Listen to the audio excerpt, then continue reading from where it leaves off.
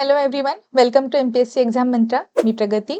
आजचा सेटअप थोडा वेगळा आहे. काही मेडिकल रिझन्समुळे मी आज स्टुडिओमध्ये रेकॉर्डिंगला जाऊ शकले नाही, म्हणून मी या सेटअपमध्येच आजचं पूर्ण लेक्चर कंडक्ट करणार आहे.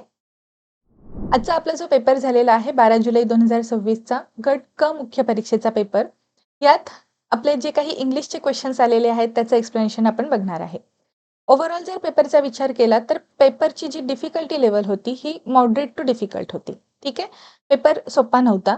डिफिकल्टी लेवल ही मॉडरेट टू डिफिकल्ट होती. व्होकॅब्युलरीचे जे क्वेश्चन्स आहेत हे आपल्याला 23 प्रश्न विचारलेले होते. ग्रामरवर 22 प्रश्न विचारलेले, म्हणजे ऑलमोस्ट इक्वल वेटेज दोन्हीकडे होतं. व्होकॅब्युलरी इतकंच महत्त्व ग्रामरला सुद्धा होतं आणि आज सरप्राइझिंगली ग्रामरचे रूल्स तितके महत्त्वाचे नव्हते जितक्या कन्सेप्ट्स महत्त्वाच्या होत्या.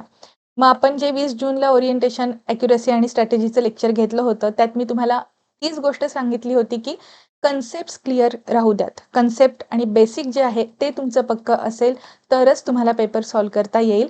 आणि ग्रामरच्या कन्सेप्ट्स, ट्रिक्स किंवा न्यूमॉनिक्सच्या मागे न लागता या बेसिक गोष्टी महत्त्वाच्या आहेत. ही गोष्ट आज तुम्हाला, त्याचं महत्त्व तुम्हाला आज पटलेलं असेल.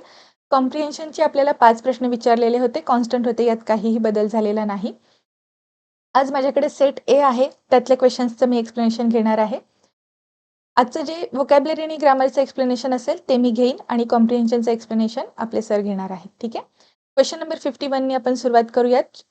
सिनॉनिम्सच्या पेअर आपल्याला या ठिकाणी विचारलेल्या आहेत. सेम जो फॉर्मॅट आहे क्वेश्चनचा हा आपल्याला 17 मेच्या गट ब च्या मुख्य परीक्षेत विचारलेला दिसतो. म्हणजे एका क्वेश्चनसाठी आपल्याला 16 वर्ड्स जे आहेत व्होकॅब्युलरीचे हे दिलेले होते.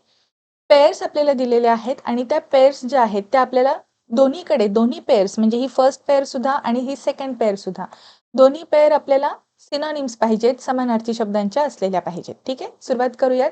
डिस्मल आणि ग्लुमी हे दोन शब्द पहिल्या पेअरमध्ये आहेत. डिस्मलचा अर्थ असतो एखादी गोष्ट डिप्रेसिंग असणे. ठीक आहे, अनप्लीझंट. ग्लुमीचा सुद्धा सेम तोच अर्थ असतो.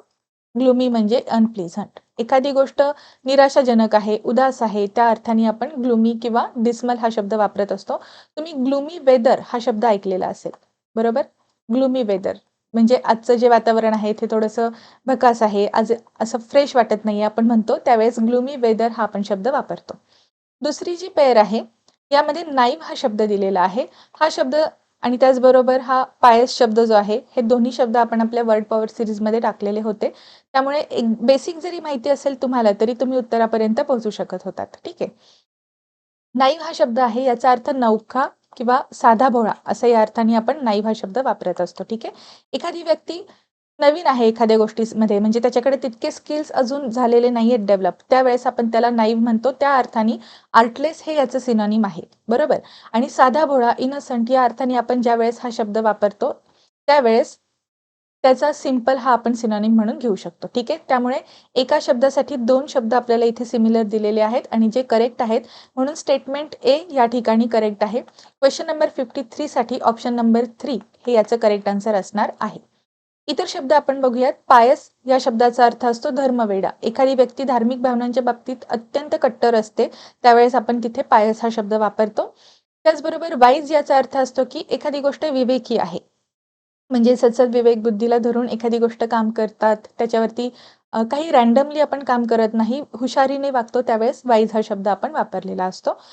त्यानंतर रेअर आणि अबंडंट ही दुसरी पेअर आहे. रेअरचा अर्थ असतो दुर्मिळ, एखादी गोष्ट कमी प्रमाणात, आणि अबंडंटचा अर्थ अबंडंट म्हणजे खूप जास्त प्रमाणात, विपुल प्रमाणात. त्यामुळे हे दोन्ही अँटोनिम्स आहेत, सिनॉनिम्स नाही, त्यामुळे स्टेटमेंट बी इनकरेक्ट असेल. ठीक आहे, पुढे आहे मॅड आणि इन्सेन. मॅड आणि इन्सेन हे दोन्ही वेडा या अर्थाने समानार्थी आहेत, मात्र स्लाय आणि सायलेंट हे दोन्ही शब्द एकमेकांचे समानार्थी शब्द नाहीत.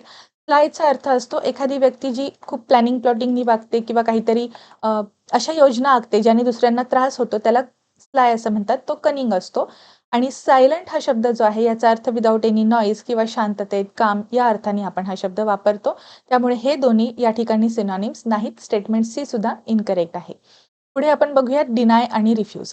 डिनाय आणि रिफ्यूज दोघांचा अर्थ आहे एखादी गोष्ट नाकारणे, पण पुढचा जो शब्द आहे, पुढची जी पेअर आहे ही एकमेकांचे अँटोनिम्स आहेत, सिनॉनिम्स नाहीत.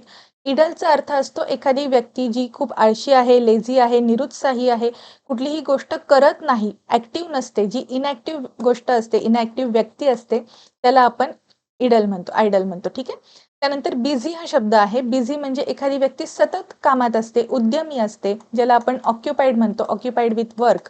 अशा व्यक्तीला आपण बिझी म्हणतो. त्यामुळे हे दोन्ही सुद्धा या ठिकाणी परत एकदा अँटोनिम्स आहेत, सिनॉनिम्स नाही. त्यामुळे स्टेटमेंट डी सुद्धा इनकरेक्ट असेल.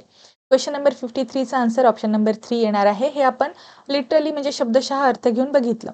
आता इथे तुम्ही लॉजिक वापरू शकत होता. ते कसं बघा, आपल्याला माहिती आहे जो जास्तीत जास्त एक्सप्लेन केलेला किंवा खूप जास्त माहिती दिलेला शब्द जो आहे, ऑप्शन जो आहे तो आपण करेक्ट पकडतो.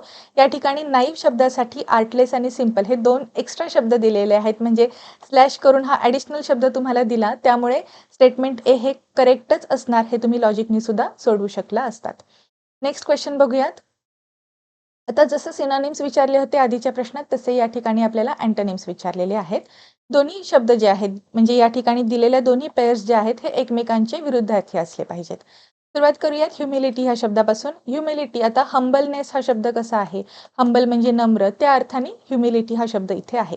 त्याच्याबरोबर विरुद्धार्थी ॲरोगंट हा शब्द जो आहे, हा ॲरोगंट म्हणजे आपण ज्याला उद्धट म्हणतो, हंबल नम्रच्या विरुद्ध ॲरोगंट. त्यामुळे ही पेअर जी आहे ही करेक्ट आहे. दुसरी पेअर क्रॉस चेक करूयात. मॉर्बिडचा अर्थ असतो एखादी गोष्ट हेल्दी नसणे, दॅट मीन्स अनहेल्दी. मग आता अनहेल्दी हा शब्द जो आहे हा बरोबर हेल्दीच्या अँटोनिम आहे, अपोजिट आहे, म्हणून ही पेअर सुद्धा करेक्ट आहे. ठीक आहे, आपल्याला आपलं उत्तर मिळत आहे. क्वेश्चन नंबर 52 साठी आन्सर ऑप्शन सेकंड हे आपलं उत्तर असणार आहे. ठीक आहे, बाकीचे प्रश्न बघूयात. शब्द एक्स्ट्रिन्सिक हा शब्द आहे. याचा अर्थ बाहेरून एखादी गोष्ट घेणे आणि त्याचाच अर्थ एक्सटर्नल. ओके, म्हणजे हे दोघं आता एकमेकांचे सिनॉनिम झाले, हे एकमेकांचे अँटोनिम्स नाहीत. फॉल्स आणि रॉंग हे सुद्धा सिनॉनिम्स आहेत. त्यामुळे स्टेटमेंट बी इनकरेक्ट असेल. पुढे बघा, माइल्ड आणि हार्श हे एकमेकांचे अँटोनिम्स आहेत. बरोबर, सौम्य आणि जे हार्श म्हणजे रूड आपण म्हणतो त्या अर्थाने. पण लिबर्टी आणि फ्रीडम या दोघांचा अर्थ हा स्वातंत्र्य असा आहे आणि त्यामुळे हे एकमेकांचे सिनॉनिम्स होतात, अँटोनिम्स नाही. त्यामुळे स्टेटमेंट सी इनकरेक्ट असेल. पुढे बघूयात आता मोशन आणि रेस्ट. आता मोशन हा जो शब्द आहे याचा अर्थ गतीत असणे आणि रेस्ट म्हणजे आपण ज्याला इनर्शिया म्हणतो की जो थांबलेला आहे, त्याच्यात काहीही गती नाही, या अर्थाने हे दोन्ही एकमेकांचे अँटोनिम्स आहेत. पण पुढे जो शब्द आहे, जी पेअर आहे मास्टर आणि ओनर, हे दोघांचा एखाद्या गोष्टीवर ताबा आहे, हक्क आहे किंवा आपण जे हुकूमत आहे म्हणतो, या अर्थाने ह्या दोन्ही शब्दांचा वापर होतो. हे सिनॉनिम्स आहेत, अँटोनिम्स नाही. आणि मग डी स्टेटमेंट सुद्धा इनकरेक्ट असेल. क्वेश्चन नंबर 52 साठी option number second A only हे करेक्ट असणार आहे. नेक्स्ट क्वेश्चन बघूयात आता. हा प्रिपोजिशनचा क्वेश्चन आहे. आता हा व्होकॅब्युलरीचा पण वाटू शकतो, पण यात ॲक्च्युली प्रिपोजिशनचं सुद्धा तितकंच महत्त्व आहे. त्यामुळे हा क्वेश्चन मी ग्रामरमध्ये काउंट केलेला आहे. ठीक आहे, यातलं आपल्याला करेक्ट स्टेटमेंट ओळखायचं आहे. These events led up to the establishment of a republic. आणि दुसरं सेंटेन्स आहे, these events culminated in the establishment of a republic. आता लेड अप टू म्हणजे याचा परिणाम असा झाला असं आपण म्हणतो. बरोबर, परिणाम हा शब्द वापरताना आपण ती गोष्ट कुठे घेऊन गेली, सरतेशेवटी काय झालं, या अर्थाने आपण लेड अप टू हे वापरलेलं असतं. आणि कल्मिनेटेड इन म्हणजे कल्मिनेटेड म्हणजे एखाद्या गोष्टीचा कळस किंवा शेवट, या अर्थाने आपण ही फ्रेज वापरलेली असते. ठीक आहे, याचा शेवट काय झाला या अर्थाने कल्मिनेटेड म्हणतो. आणि कल्मिनेटेड सोबत नेहमी इन हेच प्रिपोजिशन फ्रेम होतं. त्यामुळे हा प्रिपोजिशनचा क्वेश्चन आपण इथे या ठिकाणी बघत आहोत. दोन्ही स्टेटमेंट्स जे आहेत ते योग्यरित्या वापरलेले दिसतात. त्यामुळे A and B both are correct असं आपण म्हणणारा ऑप्शन 3 सिलेक्ट करू शकतो. ठीक आहे, both sentences are correct. Question number 53 साठी आन्सर असणार आहे ऑप्शन नंबर 3. नेक्स्ट क्वेश्चन बघूयात आता. हा व्होकॅब्युलरीचा सफिक्स आणि प्रिफिक्स जे असतात, म्हणजे आपण जे वर्ड फॉर्मेशन बघत असतो त्यातला सफिक्सचा हा प्रश्न आहे. त्यात तुम्हाला ऑड वर्ड शोधायचा आहे. आता काय असतं, सफिक्स आणि प्रिफिक्स ज्यावेळेस आपण बघतो त्यावेळेस तुम्हाला जो बेस वर्ड आहे तो माहिती असणं गरजेचं आहे. इथे तुम्ही बघितलं तर नॅशनल याचा बेस वर्ड काय असेल, नेशन. बरोबर, ओरिजिनलचा बेस वर्ड काय असणार आहे, ओरिजिन. ॲब्डॉमिनलचा बेस वर्ड काय असणार आहे, ॲब्डॉमिन. आता इथे एंडिंगला एन आहे म्हणून असं समजू नका. फोकल हा जो शब्द आहे याचं जे बेसिक किंवा बेस वर्ड जे आहे हे फोकस असं आहे. त्यामुळे एल हे जरी आपण सफिक्स सगळीकडे वापरलेलं असेल तरी याच्यात आपण बऱ्यापैकी बदल केलेला आहे, म्हणून हा ऑड वर्ड आहे आपल्यासाठी. ऑडमॅन आउटमध्ये ऑप्शन नंबर 3 आपल्यासाठी उत्तर असणार आहे. क्वेश्चन नंबर 53चा आन्सर असेल ऑप्शन नंबर 3. नेक्स्ट बघूयात. इथे सेंटेन्सचा टाइप विचारलेला आहे. आपलं सेंटेन्सेसचं जे लेक्चर आहे हे YouTubeला आपण फ्रीमध्ये सुद्धा टाकलं होतं. त्यात मी तुम्हाला सिंपल सेंटेन्सेसची डेफिनेशन किंवा आपले जे आखाडा टेस्ट सीरीजचे आपले एक्सप्लेनेशनचे व्हिडिओ आहेत त्यात पण तुम्ही बघा. सिंपल सेंटेन्समध्ये एकच सब्जेक्ट आणि एकच प्रेडिकेट असतो हे मी सांगितलेलं आणि हाच ॲक्च्युअली रूल आहे बरोबर. एक सब्जेक्ट आहे आणि एकच प्रेडिकेट आहे. तुम्ही जर चारही ऑप्शन्स बघितले यात तुम्हाला सेंटेन्स करेक्ट आहे का इनकरेक्ट आहे हे विचारलेलं नाही. त्यामुळे एक जरी तुम्हाला माहिती असेल तरीही तुम्ही उत्तरापर्यंत जाऊ शकत होतात. इथे बघा we do nothing in the wasteland. या ठिकाणी वी हा एकच सब्जेक्ट आहे बरोबर. त्यानंतर बघा द बोगनविला लुक्स नाईस. इथे सुद्धा एकच सब्जेक्ट आहे. लुक्स म्हटल्यामुळे वर्ब सिंग्युलर आहे हे आपल्याला कळतं आणि त्यामुळे अर्थातच आपण एकाच सब्जेक्टबद्दल बोलत आहोत हे क्लिअर होतं. ठीक आहे. त्यानंतर पुढे बघा she left all her money to an orphanage. तिने ती कृती केलेली आहे. या ठिकाणी वाक्याचा जो सब्जेक्ट आहे हा एकच आहे. ठीक आहे. सिंग्युलर का प्लुरल याबद्दल आपण बोलत नाहीये. सब्जेक्ट एकच असणं गरजेचं होतं. नेक्स्ट बघा all women are simply the loving sisters during the elections. इथे सुद्धा सगळ्या ज्या काही महिला आहेत ह्या निवडणुका आल्यानंतर खूप लाडक्या होतात, लाडक्या भगिनी होतात असं हे स्टेटमेंट आहे. तर ऑल विमेन इथे जरी हे प्लुरल असतील तरीही हा सब्जेक्ट मात्र एकच आहे. ठीक आहे. एक सब्जेक्ट असल्यामुळे आपले हे जे सगळे काही स्टेटमेंट्स आहेत हे सिंपल सेंटेन्सची उदाहरणं आहेत. ठीक आहे. क्वेश्चन नंबर 56चा आन्सर असणार आहे ऑप्शन नंबर सेकंड. नेक्स्ट बघूयात. इथे तुम्हाला क्लॉजचा टाइप विचारलेला. इथे पण बघा कन्सेप्ट माहिती असणं गरजेचं आहे. इथे तुम्हाला ऑप्शन एलिमिनेशननी सेंटेन्स करेक्ट आहे का इनकरेक्ट आहे हे ओळखताच येत नाही. करेक्ट तुम्हाला स्टेटमेंटबद्दल माहिती असणं गरजेचं आहे. बेसिक जे आहे कन्सेप्ट जी आहे ती इथे खूप महत्त्वाची आहे. पहिलं स्टेटमेंट वाचूयात. I believe that only selfless people can do justice to human beings. आता या ठिकाणी हे नाउन क्लॉजचं उदाहरण आहे बरोबर. आपल्याला माहिती आहे नाउन क्लॉज कशा पद्धतीने कार्य करतं. हा ऑब्जेक्ट असतो व्हर्बचा. त्याचबरोबर तो वाक्याचा सब्जेक्ट म्हणून पण कार्य करतो. त्याचबरोबर तो कॉम्प्लिमेंट म्हणून पण कार्य करत असतो बरोबर. म्हणजे नाउन क्लॉज जे आहे हे आपल्याला वेगवेगळ्या भूमिका निभावताना दिसतं. यात पहिलं जे स्टेटमेंट आहे आय बिलीव्ह हा मेन क्लॉज आहे. दॅट पासून पुढे जो नाउन क्लॉज सुरू होतो हा आपल्याला या ऑब्जेक्ट बद्दलच म्हणजे या स्टेटमेंटचा ऑब्जेक्ट असल्यासारखं दिसत आहे. I believe. What do I believe. ज्यावेळेस आपण व्हॉटने क्वेश्चन विचारतो त्यावेळेस आपल्याला नाउन क्लॉजची उदाहरणं नाउन फ्रेजेस जे असतात त्या दिसतात. त्यामुळे आय बिलीव्ह नंतर जे सेंटेन्स आहे हे आपल्याला या वाक्यातलं ऑब्जेक्ट आहे असं दिसतं. ऑब्जेक्ट ऑफ द वर्ब या पद्धतीने हे कार्य करत आहे. सेकंड बघा they declared that henceforth there will be no elections in the oligarchic India. या ठिकाणी समथिंग हॅज बीन डिक्लेअर्ड. मग ते काय आहे व्हॉट इज डिक्लेअर्ड हे सांगत असताना आपण या ठिकाणी परत एकदा ऑब्जेक्ट म्हणूनच या ठिकाणी हा नाउन क्लॉज वापरलेला आहे. दॅट पासून पुढे हे सगळं नाउन क्लॉज आहे. पुढे बघा the police said that all the roadways are blocked ahead. पुढे सगळे रस्ते बंद आहेत. पोलिसांनी काय सांगितलं पुढे काय स्टेटमेंट आहे हे सुद्धा ऑब्जेक्टचं कार्य करत आहे. इथे आता तिन्ही जे वरचे सेंटेन्सेस आहेत हे जरी तुम्हाला माहिती नसते तरीही तुम्ही ऑप्शन डी वरूनच फक्त समजून घेतलं असत तर बघा what he said is true. So what is true what he said is true या अर्थाने आपण हे जे पहिली जी व्हॉट पासून जे वापरलेलं आहे हा नाउन क्लॉज आहे. पुढे इज ट्रू साठी आपल्याला सब्जेक्ट मिळत आहे तो व्हॉट ही सेड या वाक्यामध्ये. ही जी पूर्ण फ्रेज आहे ही इज ट्रू या पुढच्या प्रेडिकेटसाठी सब्जेक्टचं कार्य करते आणि म्हणून हे नाउन क्लॉजमध्येच येतं. तुम्हाला फक्त डी स्टेटमेंट जरी माहिती असलं असतं तरीही तुम्ही उत्तरापर्यंत पोहोचू शकला असतात. ठीक आहे. हे जी सगळी उदाहरणं आहेत ही आपल्याला नाउन क्लॉजची आहेत असं दिसतं. क्वेश्चन नंबर 57 साठी ऑप्शन नंबर सेकंड हे उत्तर असणार आहे. पुढे बघूयात. A noun phrase is a group of words with dash as its head. आता त्याचं महत्त्व कशात आहे किंवा ज्याचा मुख्य भाग हा काय असणार आहे. नाउन फ्रेजमध्ये त्याचं जे मेन पार्ट्स असतात किंवा जो ग्रुप ऑफ वर्ड्स आहे यामध्ये नाउन आणि प्रोनाउन जे आहेत ते त्याचे हेड असतात, मुख्य असतात. ठीक आहे. आता या ठिकाणी प्रोनाउन ऑप्शनमध्ये दिलेला नाही म्हणून ऑप्शन 4 क्वेश्चन नंबर 58 साठी ऑप्शन नंबर 4 नाउन जे आहेत ते आपल्यासाठी नाउन फ्रेजचं हेड असल्यासारखे ऍक्ट करतात किंवा फंक्शन करतात. नेक्स्ट क्वेश्चन बघूयात. Umesh said to his father, I need more money. The underlined clause in the sentence is what? या ठिकाणी सुद्धा तुम्हाला डायरेक्ट इनडायरेक्टच्या कन्सेप्टवरती काम आहे. म्हणजे तुम्हाला डायरेक्ट इनडायरेक्टचं इथे कन्व्हर्जन करायला ट्रान्सफॉर्मेशन करायला सांगितलेलं नाहीये. तुम्हाला कशाला काय म्हणतात ही जी कन्सेप्ट आहे ही समजणं मेन आहे. या ठिकाणी तुम्ही बघितलं तर इथे आपण सेड आहे याला आपण रिपोर्टिंग व्हर्ब म्हणतो, बरोबर. हे असतं रिपोर्टिंग व्हर्ब. आणि डबल इन्व्हर्टेड कॉमामध्ये जे काही आपण पुढे सांगितलेलं आहे हे रिपोर्टेड स्पीच असतो. आता याला आपण डायरेक्ट स्पीच सुद्धा म्हणू शकतो. हा जो काही क्वेश्चन आहे यात तुम्हाला जास्तीत जास्त योग्य असलेलं जे उत्तर असेल ते मी सांगत आहे.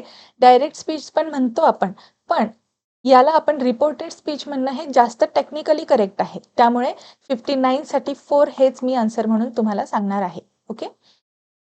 डबल इन्व्हर्टेड कॉमाच्या मध्ये जे काही स्टेटमेंट असते त्याला आपण रिपोर्टेड स्पीच म्हणतो. नेक्स्ट आता बघूयात. Question number 60. To add similar additional information which of the following linking words are not used. तुम्ही जर हा नॉट शब्द वापरायला किंवा वाचायला विसरलात तर तुमचं उत्तर चुकेल. ठीक आहे. आपल्याला असं सांगितलेलं आहे की आपण अधिक माहिती जेव्हा वाक्यात किंवा आपल्या संभाषणात ॲड करतो त्यावेळेस खालीलपैकी कोणता शब्द वापरत नाही. आता ॲड म्हटल्यानंतर निश्चितच आपण काहीतरी अधिक माहिती देतो. फर्दर मोर म्हणजे पुढे काय झालं असं सांगतो. त्यानंतर इन ॲडिशन टू समथिंग इथे सुद्धा आपण काहीतरी एक्स्ट्रा इन्फॉर्मेशन ॲड करतो. त्यामुळे हे तिन्ही शब्द जे आहेत, हा क्वेश्चन खूप सिंपल आहे. सिमिलर ॲडिशनल इन्फॉर्मेशन देण्यासाठी हे तिन्ही शब्द वापरले जातात. जनरली हा शब्द जो आहे हा शक्यतो आपण ॲडिशनल इन्फॉर्मेशनसाठी वापरत नाही, म्हणून हे याचा आन्सर असणार आहे. असंच आणखीन एक शब्द असतो बघा, मोर ओव्हर. मोर ओव्हरमध्ये सुद्धा ॲडिशनल इन्फॉर्मेशन दिलेली असते. ठीक आहे. त्यामुळे क्वेश्चन नंबर 60चा आन्सर ऑप्शन नंबर 3 असणार आहे. नेक्स्ट खूप सिंपल क्वेश्चन आहे. इथे पण परत एकदा कन्सेप्टच विचारलेली आहे. We ought to inculcate patriotic feelings in the youth. या ठिकाणी ऑट टूचा अर्थ विचारलेला आहे. The moral underline in the sentence above expresses moral obligation. जे आपण मॉरल ऑब्लिगेशन जे म्हणतो ते या ठिकाणी ऑट टू मध्ये नैतिक कर्तव्य जे असतात त्यावेळेस आपण ऑट टूचा वापर करतो. मस्ट जे आहे, मस्ट आपण जेव्हा वाक्यात वापरतो, हे जे मोरल वापरतो त्यावेळेस तिथे कंपल्सरी एखादी गोष्ट असते. इथे तुम्हाला रूल्स किंवा बाय लॉ ती गोष्ट करेक्ट असणं गरजेचं असतं. तिथे तुम्हाला कुठेही नैतिकता तितकी महत्त्वाची नसते जितकी ऑट टू किंवा ऑब्लिगेशन मध्ये असते. ठीक आहे. एखाद्या गोष्टीमध्ये ऑब्लिगेशन जे आपण म्हणतो मॉरल ऑब्लिगेशन, त्यासाठी ऑट टूचा आपण मोडाल म्हणून वापर करत असतो. त्यामुळे स्टेटमेंट ए जे आहे ते आपल्यासाठी करेक्ट असेल. क्वेश्चन नंबर 61चा आन्सर असणार आहे ऑप्शन नंबर 2. ठीक आहे. पुढे बघूयात. Identify the categories of the verbs underlined in the following sentences. आता या ठिकाणी लिंकिंग वर्ब्सचा जो काही पार्ट असतो तो आपण बघणार आहे. फील, टेस्ट, त्यानंतर स्मेल, हे जे शब्द आहेत हे आपण लिंकिंग वर्ब म्हणून कन्सिडर करतो. टू बीची रूपं सुद्धा आपण लिंकिंग वर्ब मध्ये सांगत असतो. ठीक आहे. एक गोष्ट लक्षात ठेवायची, जर वाक्यामध्ये लिंकिंग वर्ब वापरलेलं असेल तर त्याच्यानंतर आपण ॲडजेक्टिव्हचा वापर करतो. ठीक आहे. त्यावरून सुद्धा तुम्हाला हे समजतं. आणि दुसरी आणखीन एक महत्त्वाची गोष्ट म्हणजे हे जे शब्द आहेत यांना आपण वर्बच्या ING फॉर्मॅटमध्ये लिहित नाही. हे जे वर्ब्स आहेत ते तुम्हाला लिंकिंग वर्ब्स काय असतात हे समजण्यासाठी थोडीफार मदत होईल. ठीक आहे. सो आता या ठिकाणी पहिलं वाक्य बघा, I feel some pain from injury. आता एखादी गोष्ट इथे मला जाणवत आहे असं आपण म्हणतोय. आता या ठिकाणी फील नंतर कुठेही आपल्याला ॲडजेक्टिव्ह दिलेलं दिसत नाही, त्यामुळे हे ॲक्शन वर्ब आहे असंच आपण कन्सिडर करणार. फॉर एक्झाम्पल जर मी म्हटलं आय फील सॅड, ठीक आहे, तर हे जे सॅड आहे हे ॲडजेक्टिव्ह आहे. मग हा फील शब्द या ठिकाणी लिंकिंग वर्ब झाला असता, पण त्या ठिकाणी इथे समोर या वाक्यामध्ये कुठेही आपल्याला ॲडजेक्टिव्ह दिलेलं नाही, म्हणून I feel some pain from the injury हे आपल्यासाठी ॲक्शन वर्ब असेल. ठीक आहे. आपण हे दोन्ही ऑप्शन्स एलिमिनेट करू शकतो, 3rd and 4th. पुढे बघूयात. The comforter feels soft. इथे आपण जाणीवपूर्वक एखादी गोष्ट करत नाहीये, ती गोष्ट आपल्याला तशी सहजरित्या म्हणजे आपल्याला एक इंद्रियांमार्फत आपल्याला ते सेन्स होत असेल तर त्या ठिकाणी लिंकिंग वर्ब्स असतात. ठीक आहे. So the comforter feels soft, या ठिकाणी ते मऊ आहे असं मला जाणवत आहे, भासत आहे, या अर्थाने आपण फील्स हा शब्द वापरलेला आहे. इथे ती कृती विलिंगली जाणीवपूर्वक केलेली नाही, इथे ती सहज घडत आहे, म्हणून हा लिंकिंग वर्बचा प्रकार आहे. पुढे बघा. मग आता ॲक्शन आणि लिंकिंग हे जर आपल्याला दोन्ही जरी मिळाले तरी ऑप्शन 1 आपण उत्तर म्हणून सिलेक्ट करू शकतो. तरीही पुढचे शब्द आपण बघूयात. We taste the fine wines. या ठिकाणी ही कृती जी आहे फाईन वाईन्स, आता ज्या काही वाईन्स आहेत त्याची टेस्ट करण्याची आम्ही इथे कृती करत आहोत. ही कृती ॲक्टिव्हली होत आहे, जाणीवपूर्वक होत आहे, विलिंगली होत आहे, म्हणून हे ॲक्शन वर्ब आहे. ठीक आहे. ॲक्शन वर्ब आहे. दुसरं जे वाक्य आहे बघा, द वाईन टेस्ट फाईन, या ठिकाणी वाईनची चव ओरिजिनली कशी आहे हे आपल्याला समजतं. या ठिकाणी आपण कुठलीही कृती ॲक्टिव्हली केलेली दिसत नाही. म्हणजे वाईन स्वतःहून अशी कुठली कृती करत नाहीये टेस्टिंगची. त्याची चव कशी आहे हे आपण सांगत आहोत, म्हणून हा लिंकिंग वर्ब आहे. So action verb, linking verb, action verb आणि linking verb. Option number first हा क्वेश्चन नंबर 62 साठी आपलं उत्तर असणार आहे. पुढे बघूयात. The public are tired of demonstrations. The committee have considered your request. आता कमिटीचा जो ग्रॅमॅटिकल कॉन्कॉर्ड आहे, म्हणजे कलेक्टिव्ह नाउन्स जेव्हा आपण वापरतो, कलेक्टिव्ह नाउन्स वापरत असताना आपण त्यांना एक समूह, एक युनिट म्हणून कन्सिडर केलं असेल तर आपण जे व्हर्ब्स असतात हे सिंग्युलर वापरतो, असं आपण ग्रॅमॅटिकली शिकलेलो असतो. पण या ठिकाणी ग्रॅमॅटिकल कन्सेप्टचा वापर न करता एक अर्थानुसार आपण ज्यावेळेस व्हर्बचा वापर करतो त्यावेळेस तो नोशनल कॉन्कॉर्ड होतो. ठीक आहे. दोन्ही सेंटेन्सेसमध्ये तुम्हाला सेंटेन्स करेक्ट का इनकरेक्ट विचारलेलं नव्हतं, त्यामुळे हे सेंटेन्स करेक्ट आहे असंच तुम्ही गृहीत धरून कमिटी नंतर जर हॅव वापरलंय याचा अर्थ हे ग्रॅमॅटिकल कॉन्कॉर्ड नाही, हे नोशनल कॉन्कॉर्ड आहे याचा असा अर्थ होतो. प्रॉक्झिमिटी कॉन्कॉर्ड काय असतो? जो नियरेस्ट सब्जेक्ट आहे त्यासाठी हे वापरलेलं असतं. ठीक आहे. ही कन्सेप्ट आपण याआधी लेक्चरमध्ये वगैरे सुद्धा असाइनमध्ये मी तुम्हाला ही बॅचमध्ये सांगितलेलीच गोष्ट आहे की नोशनल कॉन्कॉर्ड जे आहे हे तुम्ही अर्थावरून गेस करता. जो अर्थ असेल त्यानुसार वर्ब वापरता. एकवचनी आहे का अनेकवचनी आहे त्यावरून वर्ब आणि प्रोनाउनची निवड होते. ते असतं नोशनल कॉन्कॉर्ड. ठीक आहे. ग्रॅमॅटिकल कॉन्कॉर्ड म्हणजे काय? एक नियम आहे की जो कलेक्टिव्ह नाउन आहे त्याच्यासाठी एक समूह म्हणून, एक युनिट म्हणून जर तुम्ही कन्सिडर केलं तर वर्ब सिंग्युलर वापरा, प्रोनाउन सिंग्युलर वापरा. ते झालं ग्रॅमॅटिकल कॉन्कॉर्ड. ठीक आहे. आणि प्रॉक्झिमिटी कॉन्कॉर्ड जो आहे हा आपण शक्यतो आयदर ऑर आणि नायदर नॉरच्या सेंटेन्सेसमध्ये वापरलेला दिसतो. जो जवळचा सब्जेक्ट असेल त्यानुसार तुम्हाला तिथे वर्बची प्लेसमेंट करायची असते, त्या अर्थाने ते करायचं असतं. सो मी तुम्हाला तिन्ही कन्सेप्ट क्लिअर केलेल्या आहेत. सेकंड जे आहे स्टेटमेंट नोशनल कॉन्कॉर्ड हे करेक्ट आहे. सो बी ओनली सांगणारा 63 साठी ऑप्शन नंबर 3 आपण आन्सर म्हणून सिलेक्ट करूयात. नेक्स्ट बघा आता. Choose the option that containing verbs with their correct types. आपल्याला वर्बचे टाईप विचारलेले आहेत. पहिल्यांदा आपण कन्सेप्ट समजून घेऊयात. वीक वर्ब्स जे असतात, ज्यांना आपण शक्यतो ईडी, डी किंवा टी याचा वापर करून त्यांना आपण पास्ट टेन्स म्हणजे V2 आणि V3 फॉर्म जे असतात, पास्ट फॉर्म आणि पास्ट पार्टिसिपल फॉर्म मध्ये कन्वर्ट करतो. हे झाले वीक वर्ब्स. आणि जे स्ट्रॉंग वर्ब्स असतात, जे त्यांचा जो वॉवल आहे, स्वर आहे, त्यात बदल करून मग ते स्वतःचा जो सेकंड आणि थर्ड फॉर्म आहे तो बदलतात, त्याला आपण स्ट्रॉंग वर्ब्स म्हणतो. या ठिकाणी तुम्ही बघितलं तर सिट, SIT सिट आणि SAT सॅट हे त्याचं V2 आहे. मग या वॉवलमध्ये चेंज झालेलं आहे, म्हणजे हे स्ट्रॉंग वर्ब असायला पाहिजे, जे वीक वर्ब नाहीये. त्यामुळे स्टेटमेंट ए इनकरेक्ट आहे. ठीक आहे. त्यानंतर स्टेटमेंट बी मध्ये बघा, फील आणि फेल्ट. इथे टीचा वापर करून V2 फॉर्ममध्ये चेंज झालेला आहे, बदल झालेला आहे, म्हणजे हे वीक वर्ब आहे. सो हे करेक्ट आहे. नेक्स्ट बघा, फ्ली आणि फ्लीट. आता फ्लीचं पास्ट टेन्स हे फ्लीट नाही, फ्लीट येतं, त्याच्यामुळे ऍक्च्युली हे सेंटेन्सच चुकलेलं आहे. स्टेटमेंट सी करेक्ट नाही. डी बघा, पोस्ट आणि पोस्टेड. इथे सुद्धा ईडी फॉर्म वापरलेला आहे V2 करण्यासाठी आणि हे वीक वर्बचं उदाहरण आहे, त्याच्यामुळे हे पण करेक्ट आहे. सो बी आणि डी करेक्ट आहे. ऑप्शन नंबर सेकंड आपल्याला उत्तर म्हणून लिहिता येईल. 64 साठी ऑप्शन नंबर सेकंड उत्तर आहे. पुढे बघा, हा कंपाऊंड नाउन्सचा प्रकार आहे. कंपाऊंड नाउन मध्ये कधी कधी आपण फक्त पहिल्या नाउनचं जे आहे तेच प्लुरल करतो, कधी कधी आपण सेकंड नाउनचं प्लुरल करतो आणि कधी कधी आपण बोथ म्हणजे पहिलं आणि दुसरं दोन्हीकडे. फॉर एक्झाम्पल लॉर्ड्स जस्टिसेस हा शब्द, तो आपण लॉर्डचं पण लॉर्ड जस्टिस असा जो शब्द असेल तर आपण लॉर्ड्स आणि जस्टिसेस दोन्हीकडे प्लुरल करतो. या अर्थाने सुद्धा आपले काही कंपाऊंड नाउन्स प्लुरलमध्ये आपण कन्वर्ट करत असतो. या ठिकाणी पासर बाय जे दिलेलं आहे याचं प्लुरल पासर्स बाय असं होत असतं, पासर्स बाय असं असायला पाहिजे, त्यामुळे हे चुकलेलं आहे. ऑप्शन ए करेक्ट नाही. आपल्याला करेक्ट सेंटेन्स विचारलेलं होतं. सेकंड बघा, कमांडर इन चीफ्स नसतं, कमांडर्स इन चीफ असतं, त्यामुळे बी सुद्धा चुकलेलं आहे. आता ए आणि बी करेक्ट नाहीत. ओके. नेक्स्ट बघा, ब्रदर्स इन लॉ आणि sons in law. So brothers in law, daughters in law यातलं जे पहिलं नाऊन आहे ते आपण प्लुरल करतो, त्या पद्धतीने हे बरोबर आहे. इनलॉज हा शब्द या पद्धतीने प्लुरल होऊ शकतो. फक्त इनलॉज सासरची लोक म्हणत असताना इनलॉज म्हणलं तर ते बरोबर आहे. पण कोणती व्यक्ती हे सांगत असताना ब्रदर, सिस्टर, डॉटर, मदर या अर्थाने जर तुम्ही शब्द वापरले तर त्याचं जे प्लुरल आहे ते आपल्याला फर्स्ट नाउनचं करायचं असतं. ठीक आहे. त्यामुळे सन्स इन लॉ आणि ब्रदर्स इन लॉ हे दोन्ही करेक्ट आहेत. Both correct, C and D. 65 नंबरचा आन्सर असेल option number first. Question number 66 to 70 जे आहेत पेपर, या पेपरच्या सेट ए मधले ते कॉम्प्रिहेन्शनचे होते. आपण 71 नंबरचा क्वेश्चन बघूयात.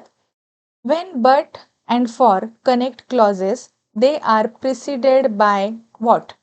हा क्वेश्चन पंक्च्युएशनचा आहे.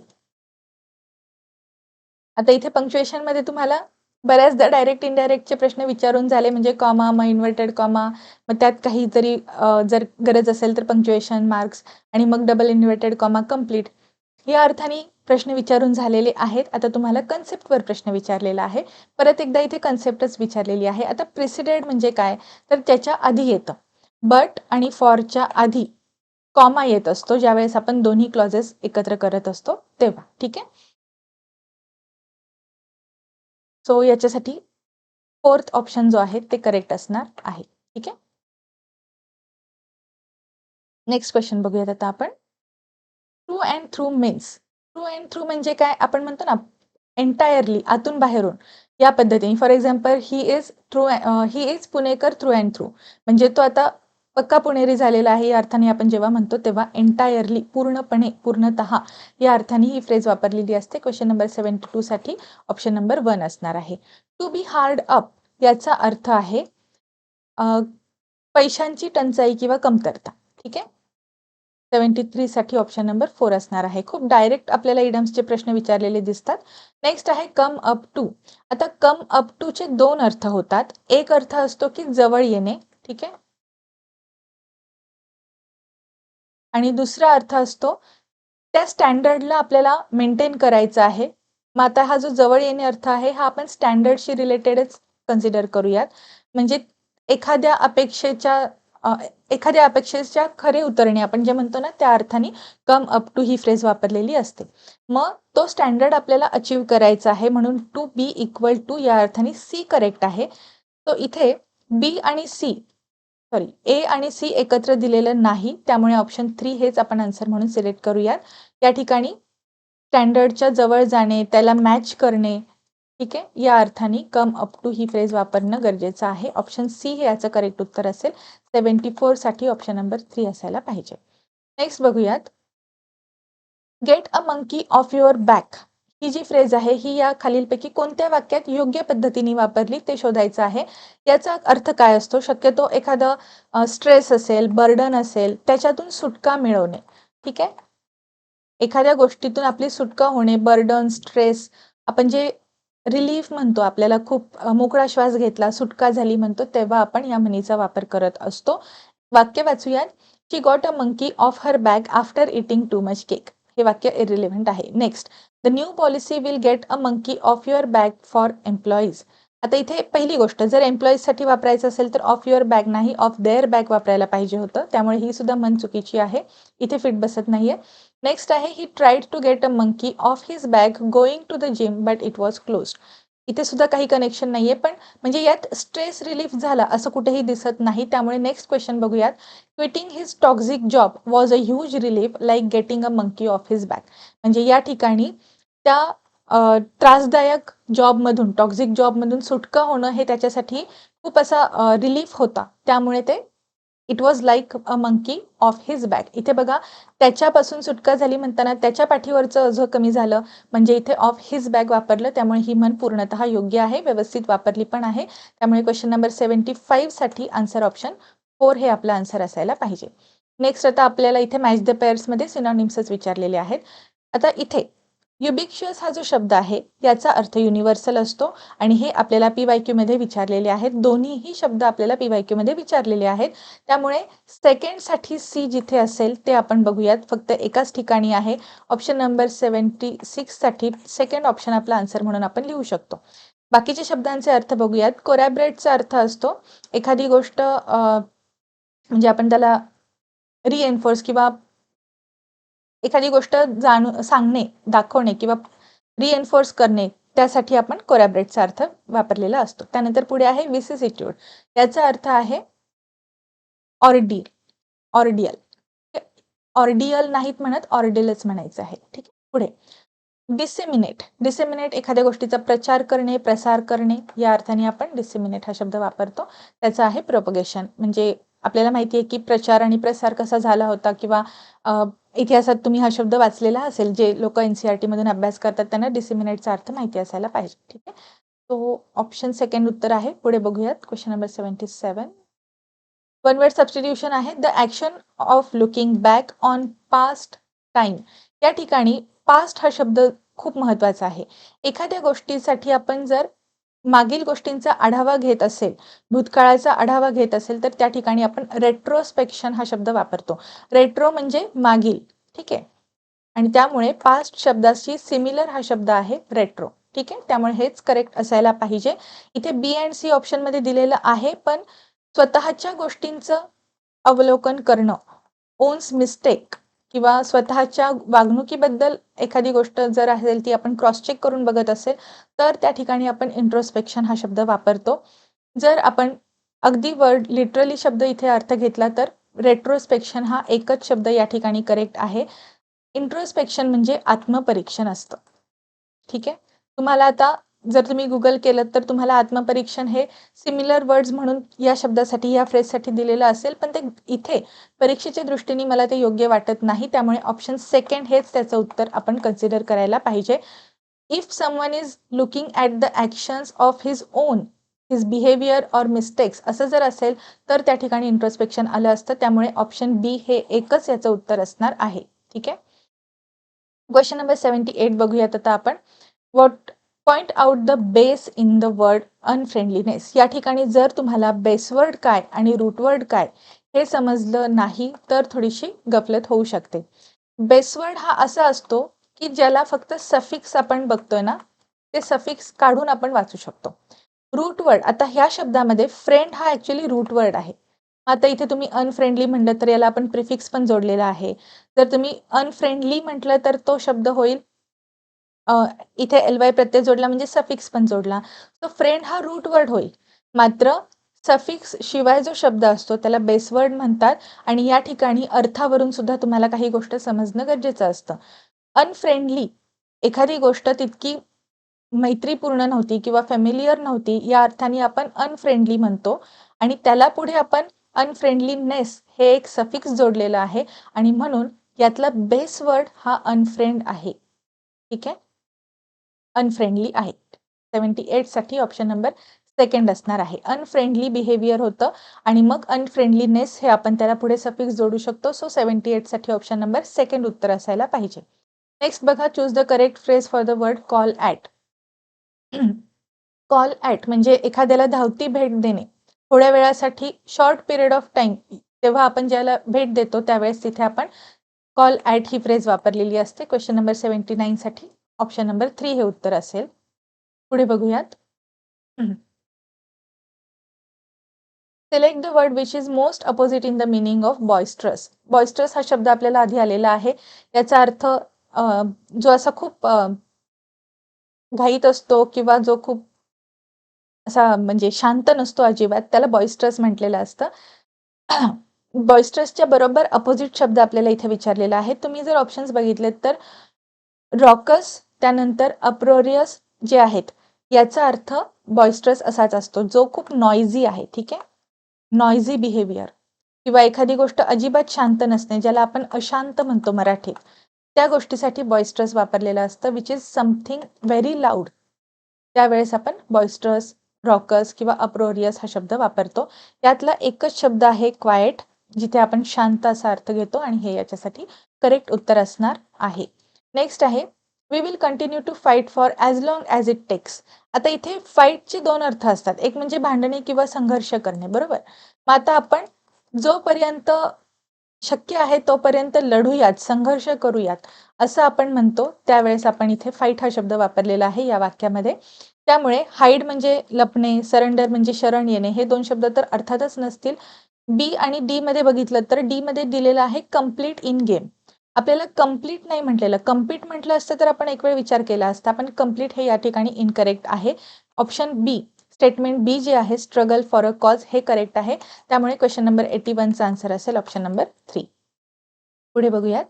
Choose the proper suffix to make the following sentences meaningfully. आपल्याला इथे एक शब्द दिलेला आहे, त्याला योग्य सफिक्स जोडायचा आहे, जेणेकरून वाक्याचा अर्थ सुद्धा योग्य निघेल. चाइल्ड शब्दाला आपण जर सफिक्स जोडले तर यातला चाइल्ड लाईक हा शब्द आहे, म्हणजे चाइल्ड लाईक लहान मुलासारखे वागणे असं आपण म्हणू शकतो.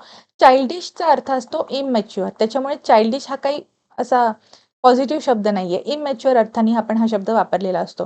चाइल्ड माइंडर जो आहे, शक्यतो अशी व्यक्ती की जी बाळाचा सांभाळ करते, which looks after the baby. So look after या अर्थाने जो कोणी बाळाचा सांभाळ करतो किंवा काळजी घेतो त्याला आपण चाइल्ड माइंडर म्हणतो. त्यानंतर चाइल्डहुड हा एक पिरियड ऑफ टाइम आहे. बालपण जे अडल्टहुड, चाइल्डहुड या पद्धतीने आपण त्याला एक पिरियड ऑफ टाइम आहे असं कन्सिडर करतो. एक फेज असते ती आपल्या लाईफमधली, त्यावेळेस आपण चाइल्डहुड हा शब्द वापरलेला असतो. सेंटेन्स काय आहे? Her child like enthusiasm was contagious, lifting everyone's mood. म्हणजे तिचं ते लहान मुलासारखं वावरणं इतकं असं सगळ्यांना आवडलं किंवा सगळ्यांचा मूड फ्रेश करण्यासाठी त्याचा खूप वापर झाला. सो चाइल्ड लाईक हे मिनिंगफुली सेंटेन्स करेक्ट होण्यासाठी योग्य सफिक्स असणार आहे. क्वेश्चन नंबर 82 साठी ऑप्शन नंबर 1 करेक्ट असेल. नेक्स्ट बघूयात 83 नंबर. 82 साठी फर्स्ट नंबर आहे आणि 83 साठी choose the correct option that replaces the phrase agree with in the sentence. I agree with your terms. आता मला तुझ्या अटी मान्य आहेत, टर्म्स कंडिशन्स मान्य केलेल्या आहेत या अर्थाने ॲग्री शब्द वापरायचा आहे. So I accept your terms. 83 साठी ऑप्शन नंबर 4 करेक्ट असेल.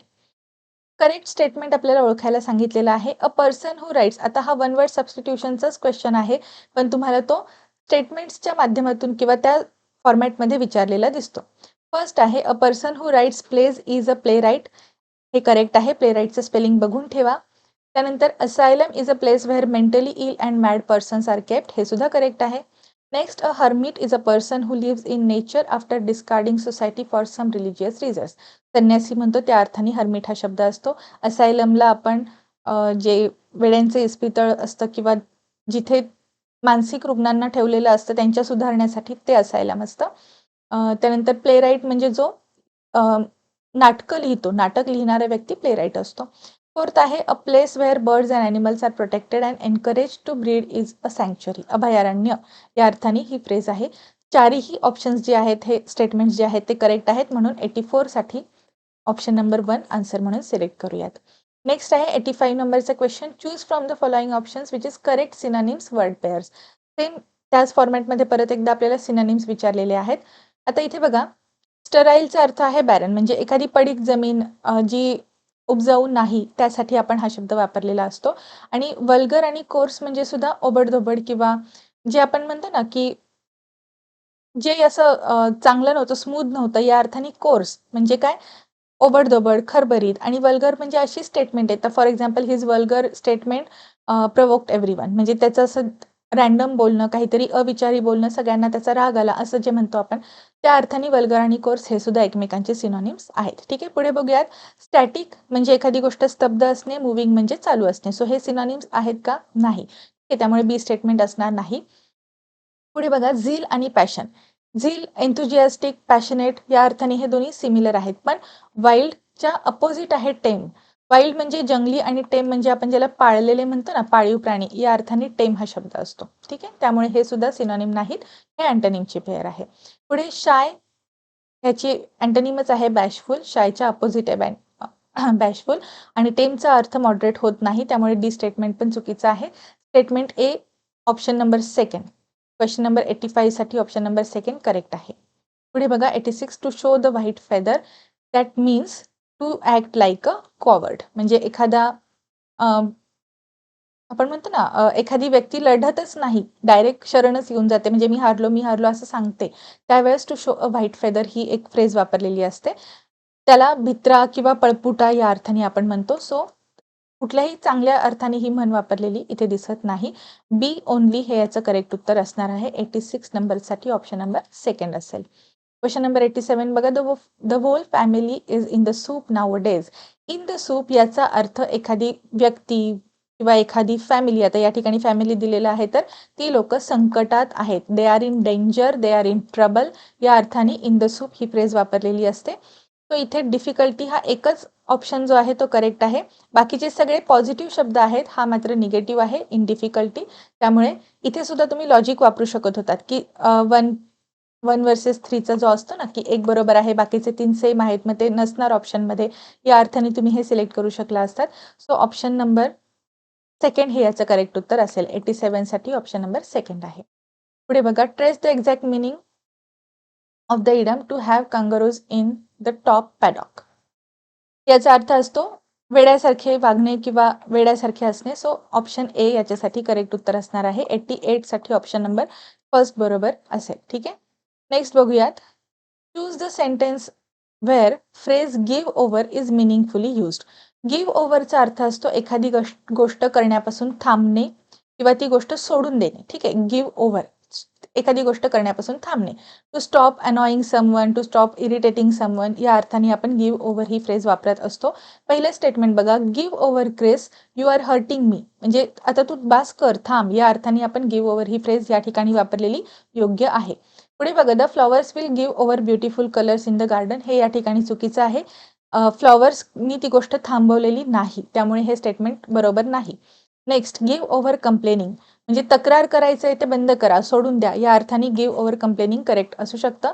त्यामुळे ए आणि सी हे दोन्ही करेक्ट सांगणारे 89 नंबरसाठी ऑप्शन नंबर 3 आपला आन्सर म्हणून आपण सिलेक्ट करू शकतो. नेक्स्ट क्वेश्चन आहे, आयडेंटिफाय द सेंटेन्सेस वेअर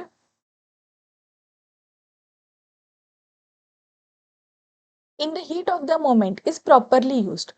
पहिली गोष्ट, in the heat of the moment ही जी फ्रेज आहे ही इमोशनली, आपण एखादी गोष्ट भावनेच्या भरात असं म्हणत असेल तर इमोशनशी रिलेटेड आहे. ठीक आहे.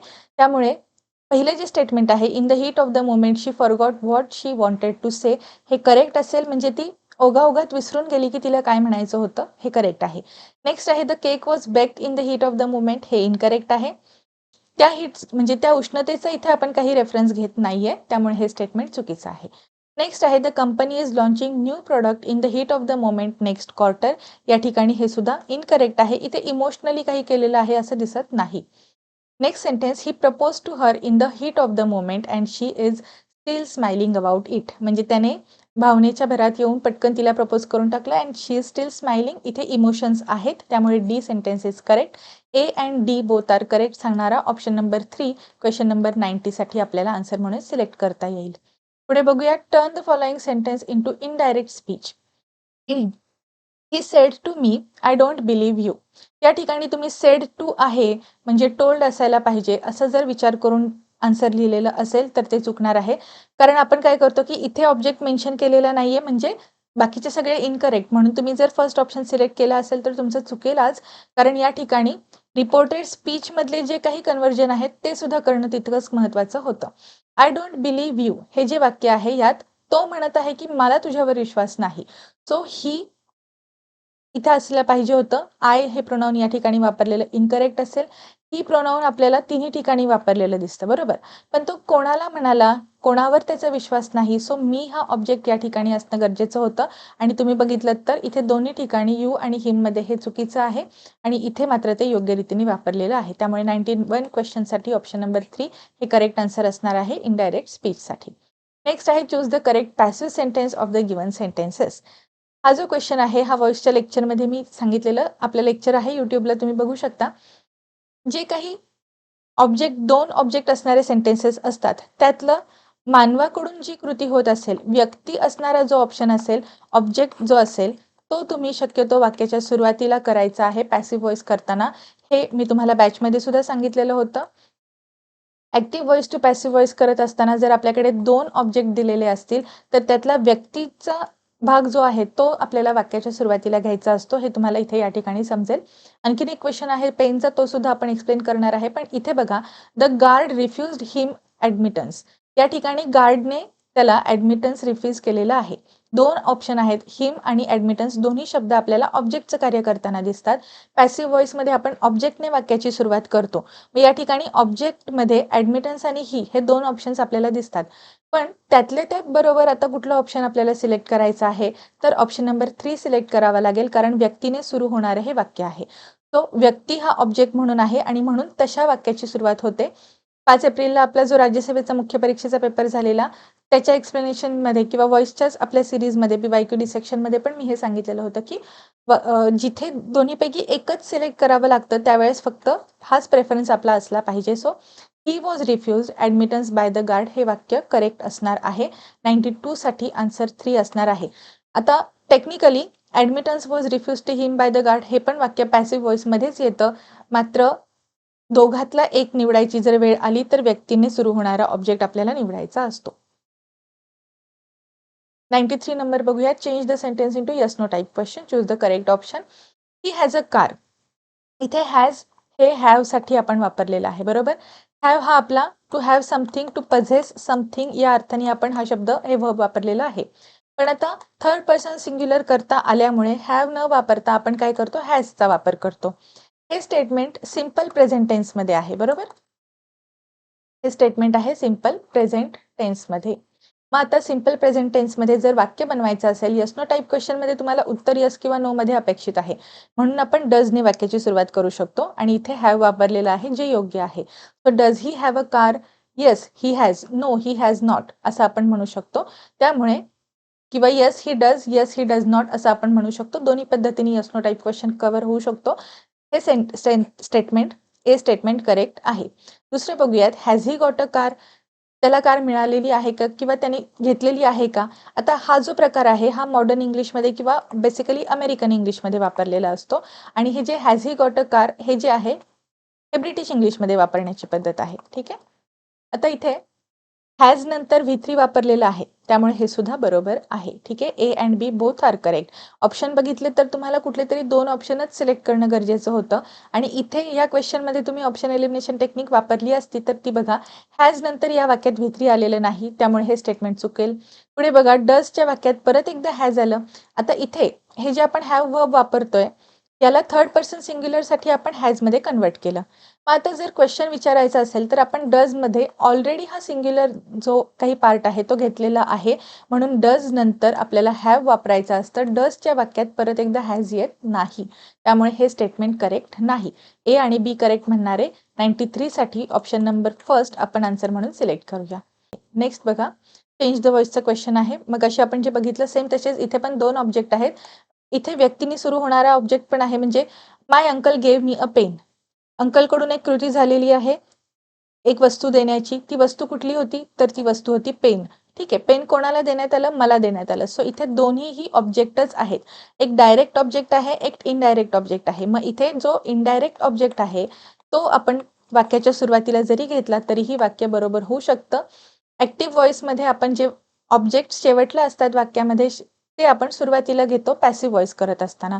त्यामुळे I was given a pen by my uncle हे वाक्य बरोबर असणार आहे. ठीक आहे. मला अंकलकडून पेन देण्यात आलं. सो हे स्टेटमेंट करेक्ट आहे. दुसरं बघा, a pen was given to me by my uncle. इथे वाक्याचा अर्थ तोच राहत आहे त्यामुळे दोन्हीही स्टेटमेंट करेक्ट आहेत. ठीक आहे.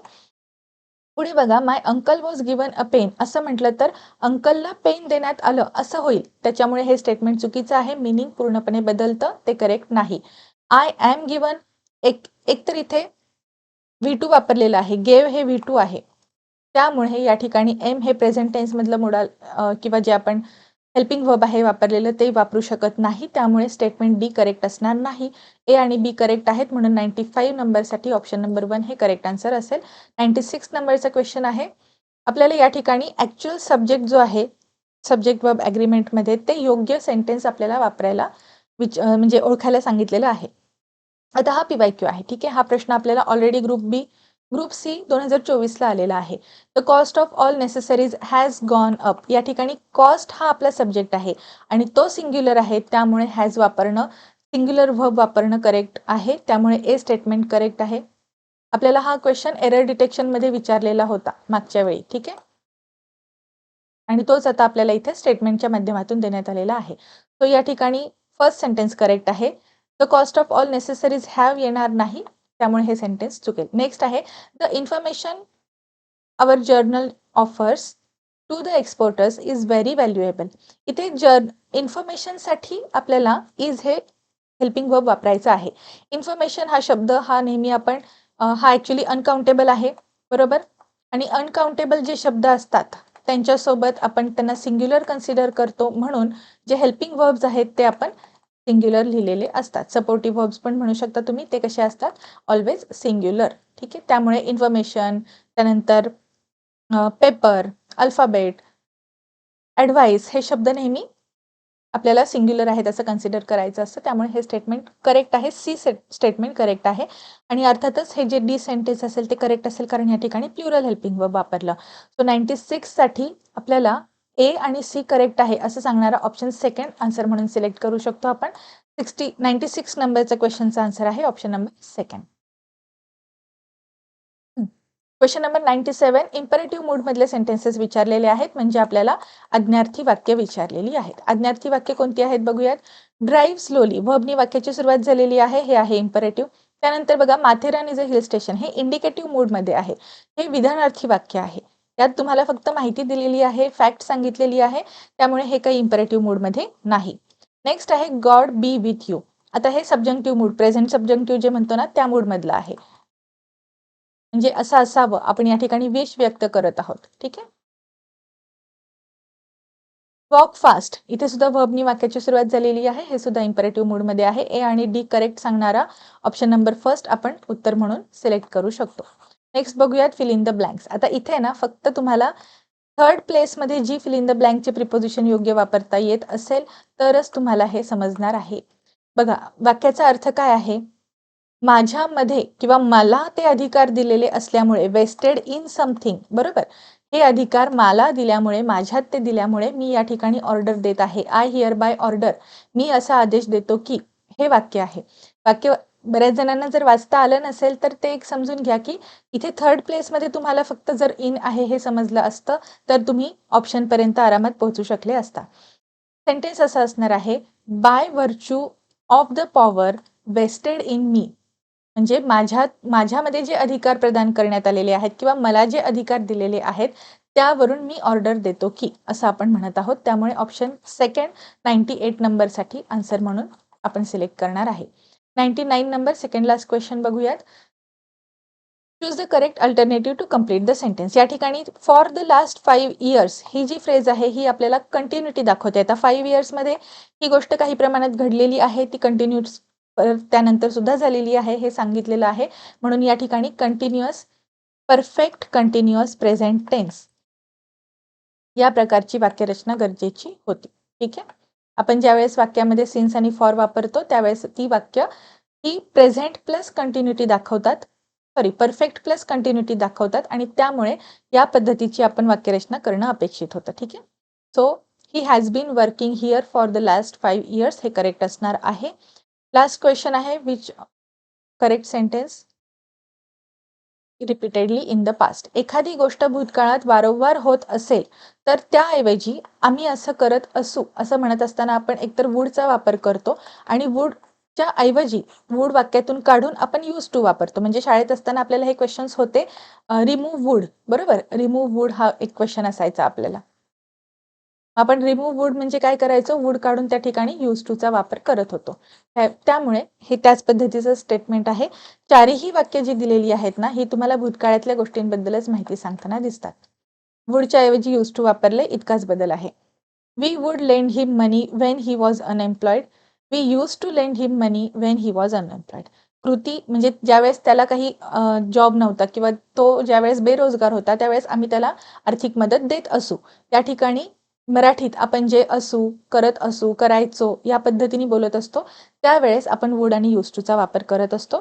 त्यामुळे हे दोन्ही सेंटेन्सेस करेक्ट आहेत. पुढे बघूयात. Tim would visit his parents every other weekend. तो म्हणजे प्रत्येक वीकेंडला किंवा नेहमीच तो म्हणजे आठवड्याच्या शेवटी आई वडिलांना भेटायला जायचा.